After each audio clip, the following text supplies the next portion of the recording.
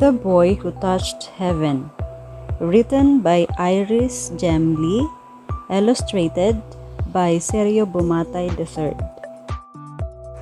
Once there was an Ifugao boy who wanted to touch the sky. He wanted to know what the clouds felt like. Were they soft and fluffy like cotton? And the white moon amazed him. He wondered how it got its shape and why it hung from heaven. He would spend hours just lying down on the grass and watching the clouds float by. He would stretch out his hand and pretend to catch them, but the sky was always too far away.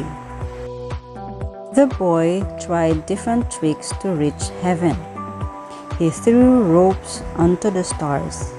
He went up the hills where he saw the sun rise, hoping to hang on to the sun as it went up.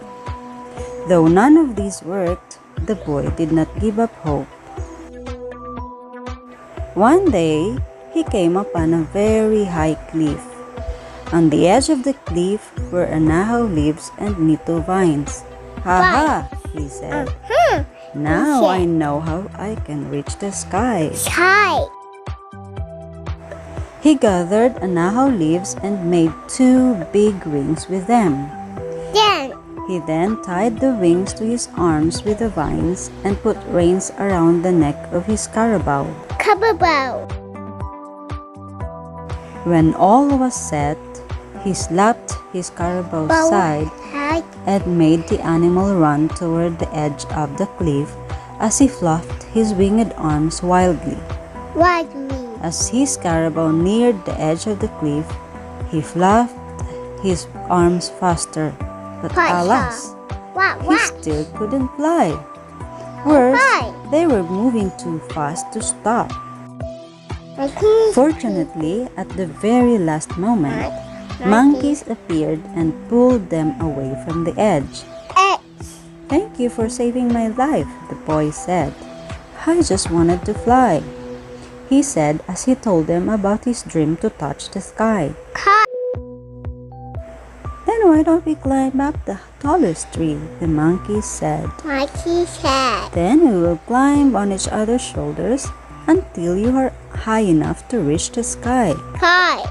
So the monkeys climbed up the tallest narrow tree and then climbed on top of each other. When they were ready, they called the boy to go up next. But the boy couldn't climb as well as the monkeys. He slipped and fell, dragging all the monkeys down with him. An eagle saw them and stopped to ask, "What were you trying to do?" "We were trying to reach the sky," the boy said. "I think I can help," the eagle said. "There is a village not too far from here where the people have built giant stairs to heaven." Following the eagle, the boy hurried off to see the giant stairs to heaven. When he got there, he could hardly believe it. The eagle had led him back to his village. What he had been searching for had been there all along.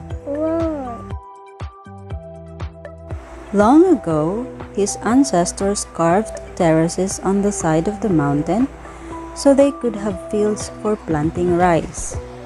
The boy had known these terraces his whole life, but now it seemed to him that he was seeing them for the first time. The sky was clear blue. As the wind blew, the ripe rice plant swayed and glittered like the sun, while the mist from the valley formed into clouds. From where he stood, the boy saw that the rice fields looked exactly like a stairway to heaven. The sight filled him with happiness. It was then that he saw his father harvesting rice on one of the terraces. He raced to his father, who joyously took the boy in his arms and lifted him to the sky.